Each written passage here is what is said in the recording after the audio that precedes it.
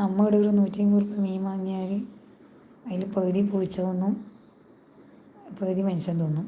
അത് തന്നെ ഒരു നേരം വരെ ഉണ്ടാവില്ല. അത് അരക്കിലോനല്ലേ വാങ്ങിക്കലുള്ളൂ. തൊണ്ട് മീനാ വേണ്ടേ. അത് ശരി, അതിനും പൈസ ഉണ്ടോ? തരണ്ടിക്കെല്ലാം ഭയങ്കര പൈസയാണ്.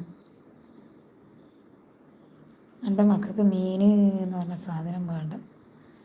എൻ്റെ മൂത്ത മോനില്ലേ, മീൻ മാർക്കറ്റിൻ്റെ സൈഡിൽ പോയിട്ടുണ്ടെങ്കിൽ മോക്കും പിടിച്ച് നടക്കും. ഞാൻ മീൻ പറയുന്നില്ല, ഓന് പപ്പടവും കഞ്ഞിയും കിട്ടിയ സുഖം. എന്ന് വെച്ച് കോഴിയും ഇറച്ചിയും ബീഫും കൂട്ടൂല, മട്ടൻ കൂട്ടൂല. ചിക്കൻ തന്നെ കൂട്ടിയാൽ അതിൻ്റെ നീര് മാത്രം കൂട്ടും, അല്ലെങ്കിൽ ഇങ്ങനെ ഫ്രൈ ചെയ്ത് കൊടുക്കണം. മീനിപ്പോൾ പറഞ്ഞിപ്പോൾ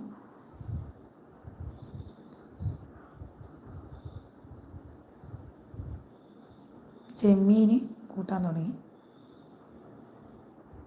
പിന്നെ അതിന് ഭയങ്കര പൈസ കൊണ്ട് വാങ്ങിക്കലും കുറവാണ്, അത് വേറെ കാര്യം.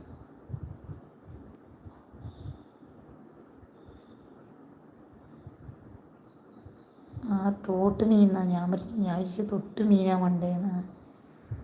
ശരി, എനിക്കവിടെ തോട്ടിൽ മീനുണ്ട്. ഞാനിവിടുന്ന് പറഞ്ഞേക്കുന്ന മീനാണ്, നമ്മളീ തോട്ടിൽ വരുന്ന മീൻ. തോട്ടിലെ മീനുകൾ തിന്നു.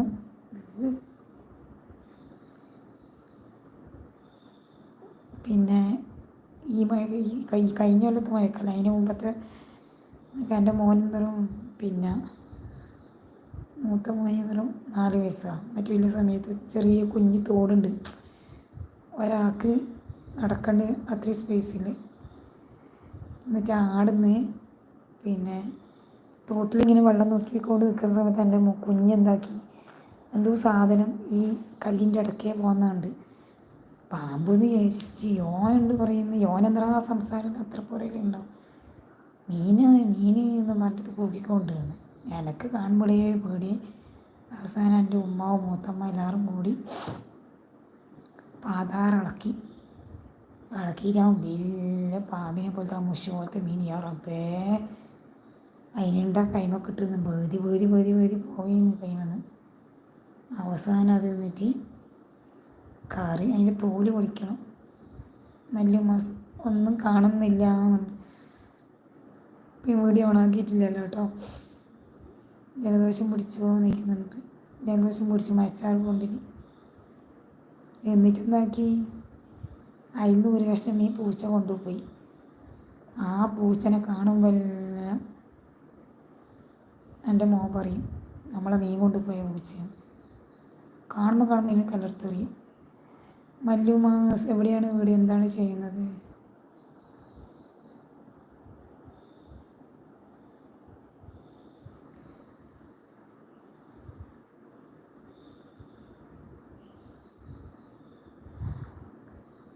ഒന്ന് ലൈക്ക് അടിച്ച് സപ്പോർട്ട് ചെയ്യൂ കേട്ടോ, സബ്സ്ക്രൈബ് ചെയ്ത് സപ്പോർട്ട് ചെയ്യണേ.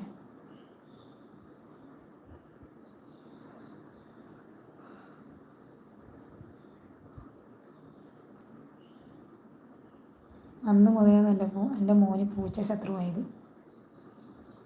ഇല്ലടോ, ഞാനിപ്പം വന്നത് പിന്നെ അത്രയും സമയത്ത് പിള്ളേർ ഉറങ്ങിയിട്ടുണ്ടായില്ല. ഇപ്പം നാളെ മറ്റേ എന്തെല്ലാം ചാന്ദ്രദിനമല്ലേ, എന്നിട്ട് എന്തെല്ലാം എക്സ്പെരിമെൻ്റെല്ലാം ആക്കാനുണ്ടായിന്. അതെല്ലാം ആക്കിയിട്ട് ഇപ്പം ഒന്ന് കടന്നിന്. മക്കൾ ഉറങ്ങിയിട്ടുണ്ടായിട്ട് പള്ളിയിൽ പിന്നെ പ്രാർത്ഥന ഉണ്ടായിന്. അവിടെ മഴയുണ്ട്, ഇവിടെ നല്ല മഴ ഉണ്ട് കേട്ടോ.